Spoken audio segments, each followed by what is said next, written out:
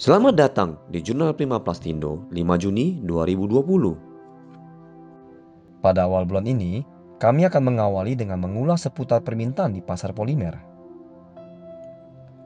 Sesuai dengan rencana normalisasi, kegiatan di sektor manufaktur dan jasa di seluruh pasar utama diperkirakan akan bangkit kembali setelah lama tidak aktif karena adanya tanda-tanda awal pemulihan permintaan pasca karantina wilayah. Sementara itu, transisi ke normal baru membutuhkan kelanjutan dari langkah-langkah kebersihan yang akan menjaga permintaan di segmen penguatan tertentu. Kami akan mengajak sahabat Prima Plastindo untuk melihat bagaimana perkembangan pasar polimer di berbagai negara.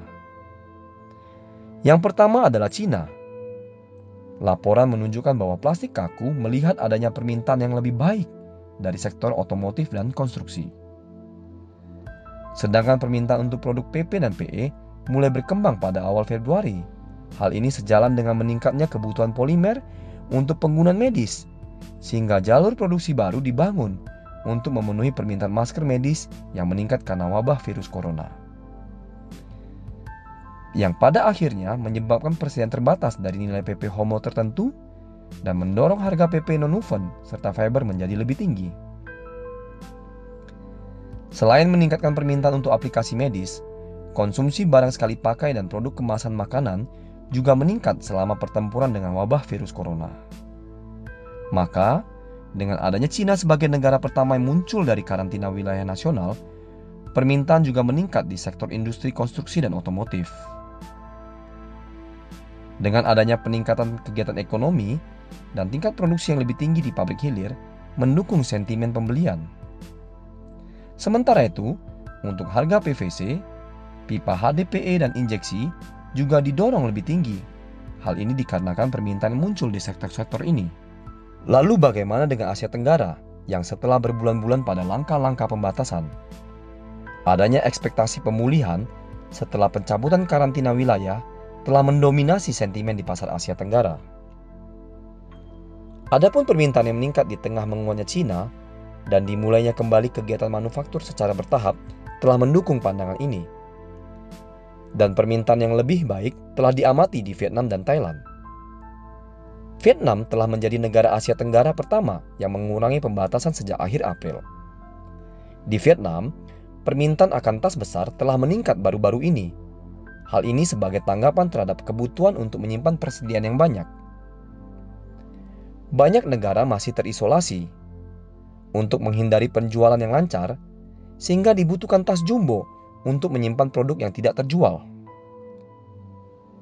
Sedangkan para pelaku pasar Malaysia juga memperhatikan permintaan yang lebih baik untuk aplikasi pengemasan makanan. Sementara non-woven bersinar sebagai produk paling keras di antara nilai PP lainnya. Hal ini disebabkan karena tingginya kebutuhan masker wajah untuk petugas kesehatan. Sekarang kita lanjut ke Eropa.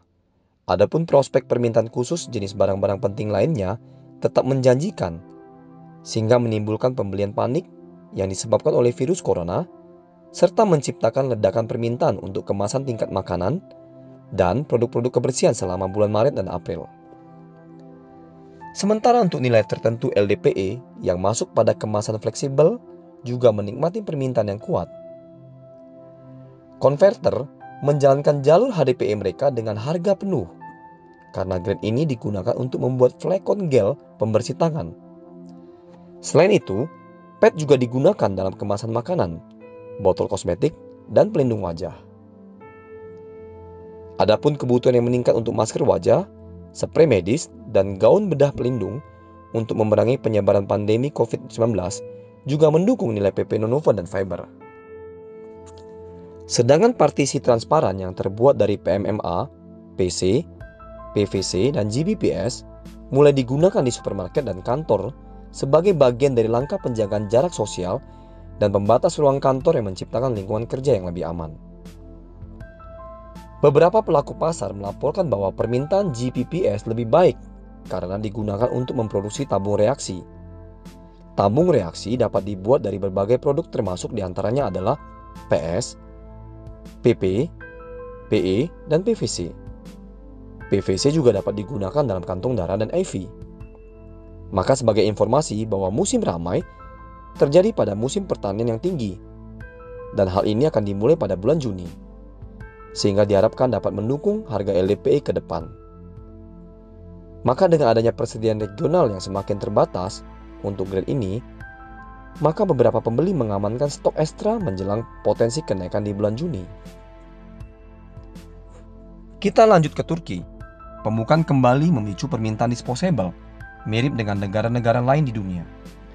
Permintaan akan polimer penggunaan medis juga memiliki kinerja baik di Turki. Non-woven mencatat permintaan yang sehat karena digunakan untuk membuat alat pelindung diri termasuk masker dan gaun. Sementara itu, permintaan untuk kemasan makanan dan produk-produk kebersihan juga didorong di tengah aktivitas penimbunan yang terlihat di tengah langkah-langkah karantina. Pembeli botol PET menegaskan bahwa permintaan untuk flakon dan produk higienis tetap sehat, baik di pasar lokal maupun ekspor. Hal ini mengimbangi hilangnya permintaan dari industri minuman sampai batas tertentu.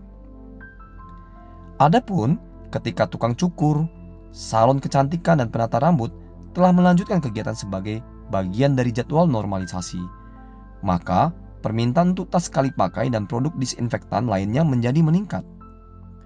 Toko-toko juga akan menggunakan tisu antibakteri.